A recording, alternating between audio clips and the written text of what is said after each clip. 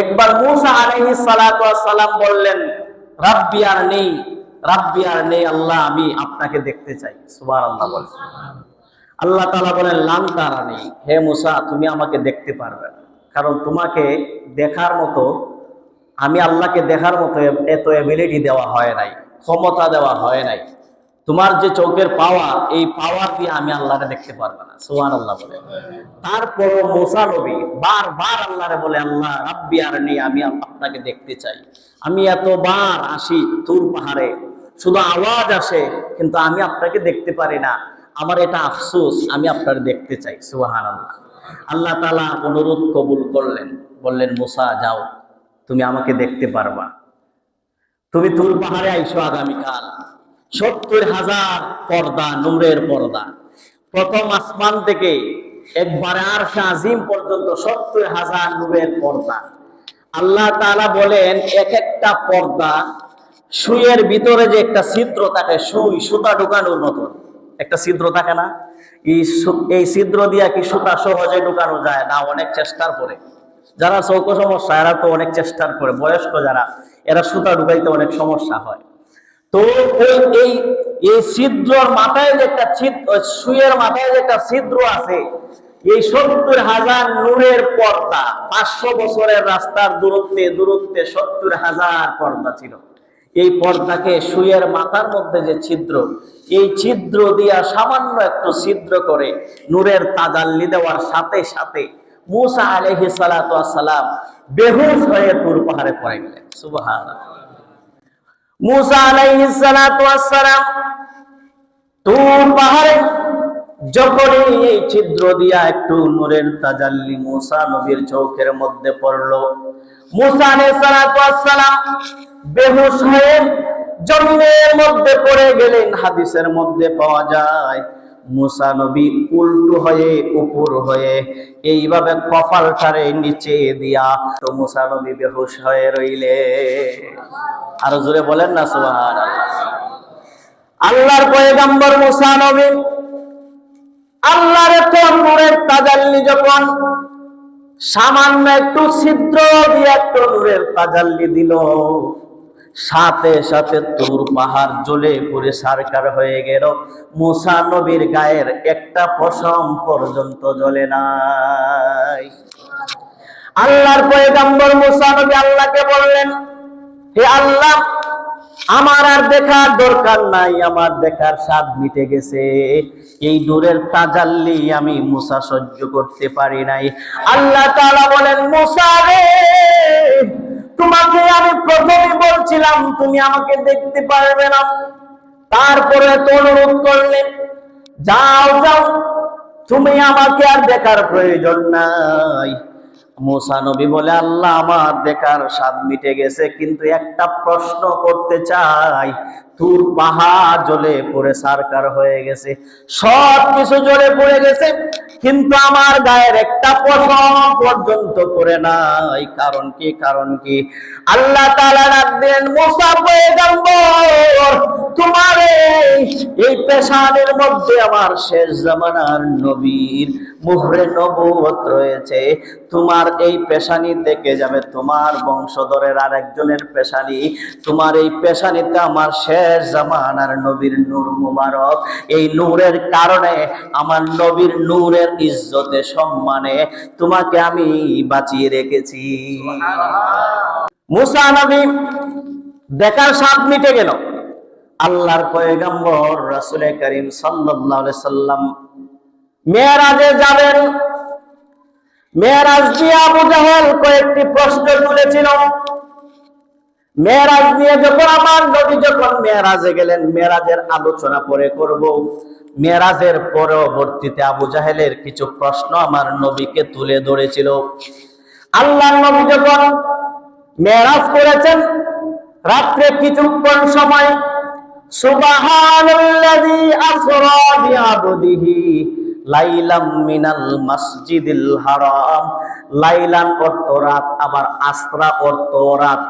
মুফাসসিরিনে কেরামগণ বলেন, এই আয়াতের মধ্যে আল্লাহ তাআলা এক আয়াতে দুইবার দুই শব্দে রাত শব্দটিকে উল্লেখ করেছেন। কেন করেছেন? কারণ লাইলান দ্বারা সামান্য রাত, পুরা রাত্র নয়, সামান্য রাত। কতটুকু রাত?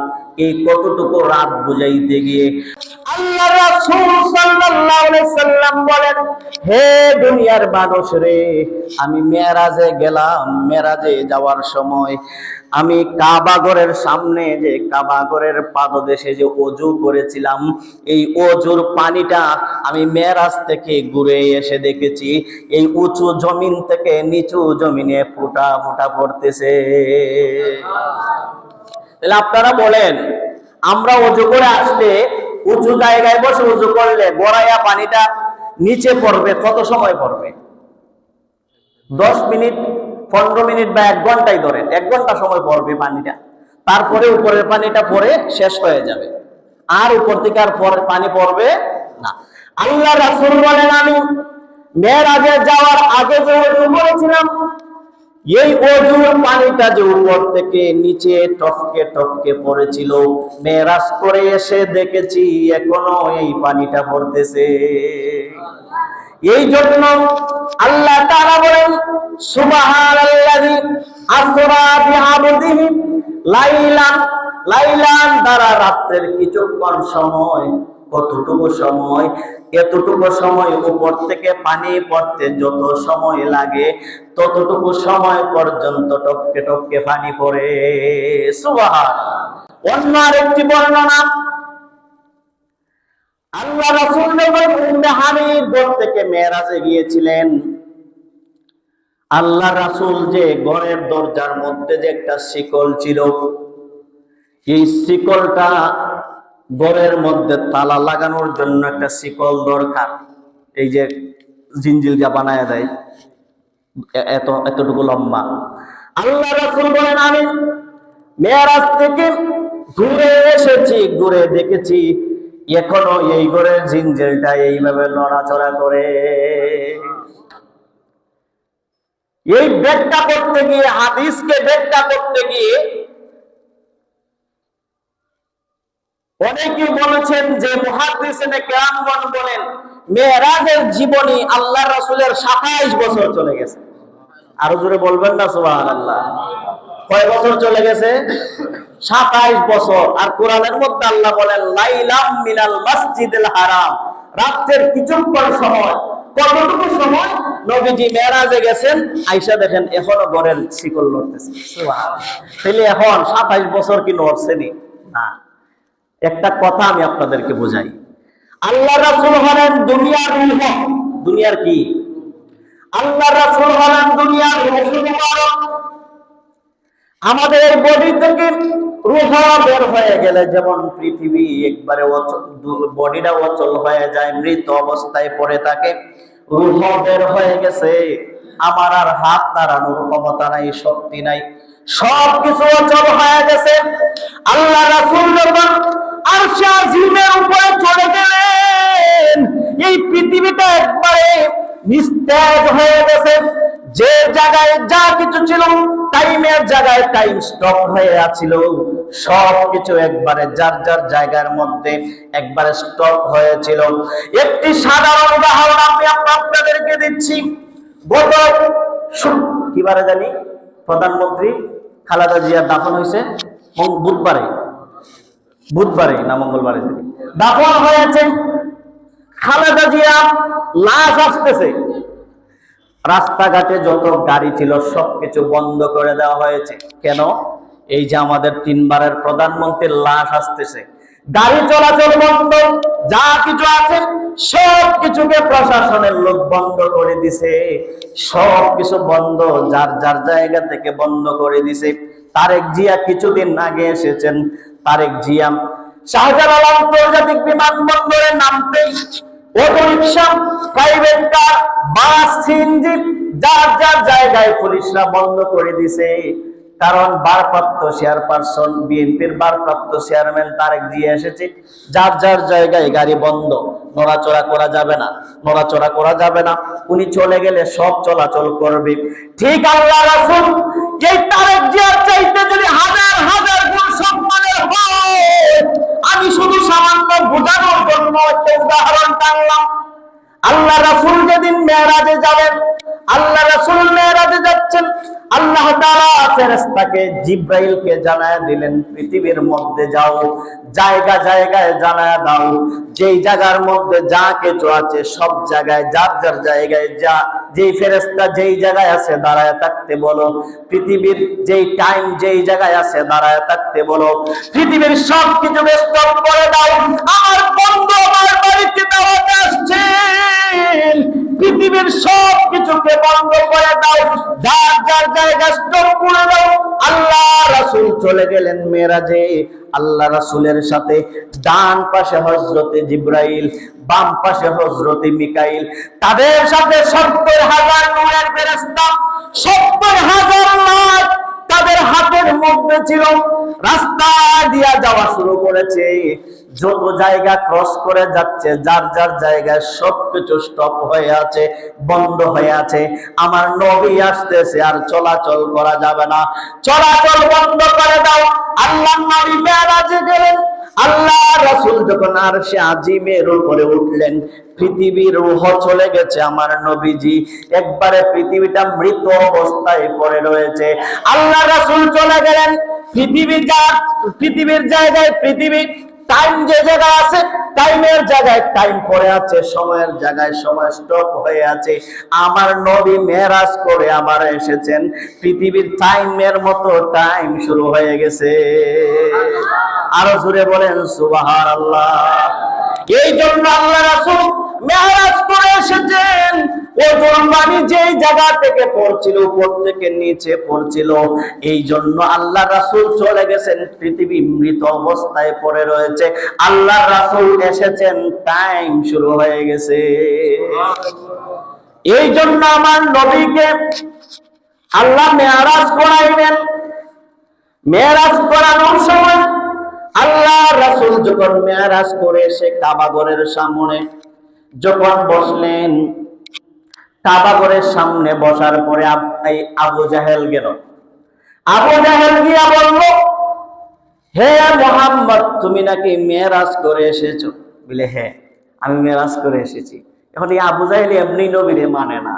যখন আরো শুনে যে এক রাত্রে মসজিদে হারাম থেকে মসজিদে আকসায়, আকসা থেকে আরশে আজিম, আরশে আজিম থেকে লামাকান, এত দূরের রাস্তা নবীজি গেলেন, আবার আইসা ফজরের নামাজও পড়াইলেন। এই রাত্রি কিছুক্ষণ সময়, এতে তো পাগল ছাড়া আর কিছু না, নাউজুবিল্লাহ বলেন। এই আবু জাহেল শুনিয়া পুরা রাস্তায় দাওয়াত দিতে শুরু করছে যে আমি তো জানতাম হে ছোটখাটো পাগল, এখন থেকে আব্দুল্লাহ পুত্র মুহাম্মদের মাথা একবারই নষ্ট, নাউজুবিল্লাহ বলেন। নাচতে নাচতে হাসতে হাসতে যাইতেছে, আর মানুষরে বলতেছে, প্রতিমধ্যে দেখা আবু বকরের সাথে, সুবহানাল্লাহ। নবীজির সাহাবী হযরতে সাইয়্যিদুনা আবু বকর রাদিয়াল্লাহু তাআলা আনহু, সাইয়্যিদুনা আবু বকর দেখলেন, ডাক দিলেন, হে আবু জাহেল, তুমি খুব আজকে আনন্দিত মনে হচ্ছে, কারণ কি? বলে, হে আবু বকর, তুমি তো এতদিন আমার কথা শোনো নাই, মানো নাই।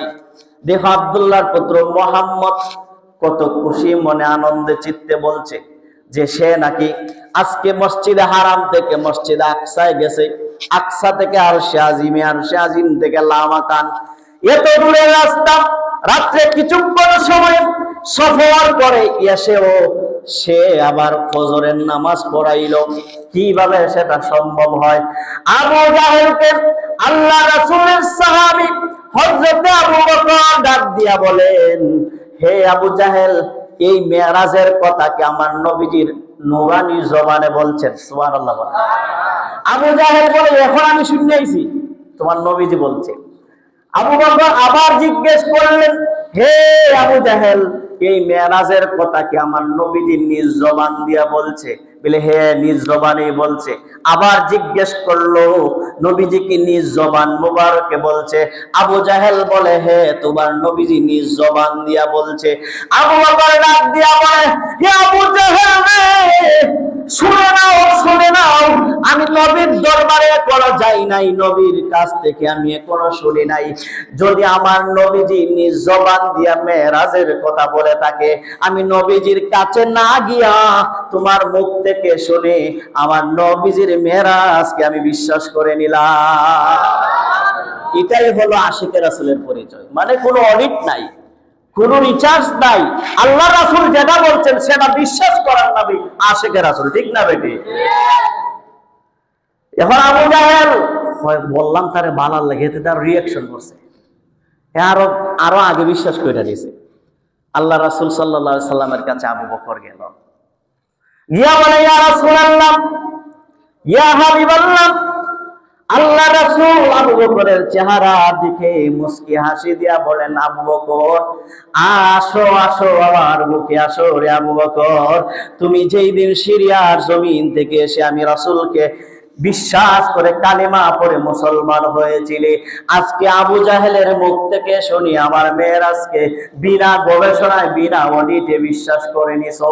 তোমার নামের শুরুতে সিদ্দিক আকবর আমি লাগাইয়া দিলাম। বিশ্বাসী সিদ্দিক অর্থ কি?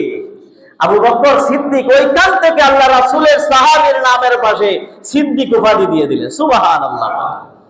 আল্লাহ রাসূলকে আমার নবীকে সাহাবায়ে কেরাম কতটুকু ভালোবাসতেন। এখন কয়েকজন বলে নবীর চেহারা আর আবু জাহেলের চেহারা নাকি এক জাত। নাউজুবিল্লাহ।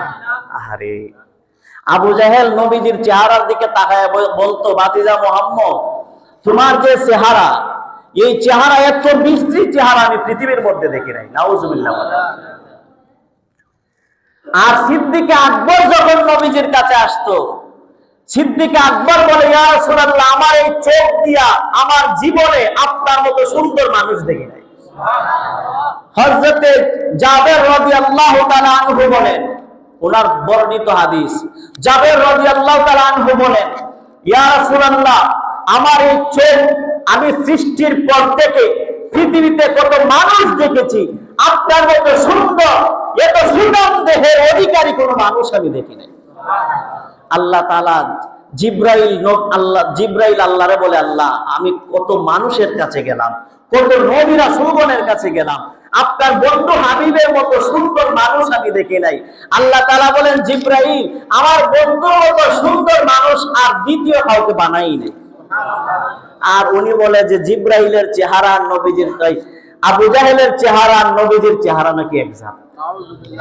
হযরত আয়েশা রাদিয়াল্লাহু তাআলা আনহা বলেন, ইয়া রাসূলুল্লাহ, আবু জাহেল আপনার চেহারার দিকে তাকাইলে বলতো আপনি নাকি একবারে কুৎসিত, বিশ্রী, বেসুন্দর, কিন্তু সিদ্দিক আকবর তাকাইলে বলে আপনার মতো সুন্দর মানুষ আমি দেখি নাই। এটার কারণ কি? আল্লাহ রাসূল আয়েশা রাদিয়াল্লাহু তাআলা আনহাকে জবাব দিলেন, হে আয়েশা, শুনে নাও, আনা মিরাতুল্লাহ, আমি হলাম আল্লাহ তাআলার আয়না। সুবহানাল্লাহ বলে, আমি হলাম আয়না স্বরূপ। আয়নার দিকে তাকাইলে যেমন যার চেহারা ঠিক তেমন দেখা যায়। আচ্ছা, আমি আয়নার দিকে তাকাইলে আমার চেহারা দেখা যাবে না আরেকজনের চেহারা দেখা যাবে? আমার নিজের চেহারাই দেখা যাবে। আল্লাহ রাসূল বলেন, আমি আল্লাহ তাআলার আয়না, আয়না স্বরূপ আমার চেহারার দিকে যে চায়, আমার চেহারার দিকে যে তাকায়, তার চেহারা আমার চেহারার মধ্যে ফুটে ওঠে। কারণ আবু জাহেল একটা বিশ্রী, কুৎসিত, বেসুন্দর, আমার চেহারায় যখন খারাপ নজরে তাকায়, এই আবু জাহেলের বিশ্রী চেহারা আমার চেহারায় বেশি ওঠে। আর সিদ্দিক আকবর যখন ইমানি চোখ নিয়ে যখন আমি রাসূলুল্লাহর চেহারার দিকে যখন আমার আবু বকর তাকায়, আমার চেহারার দিকে যখন আমার জাবের তাকায়, আমার চেহারার দিকে যখন আমার উসমান তাকায়, আমার চেহারার দিকে যখন আমার হযরতে আলী তাকায়, আমার চেহারার দিকে তাদের সুন্দর চেহারা বেশি উঠে। আর উনি বলে যে নবীজির চেহারা নাকি আবু জাহেলের মতন ছিল। নাউজুবিল্লাহ। আল্লাহ তাআলা হেফাজত করুন। জুড়ে বলেন আমিন।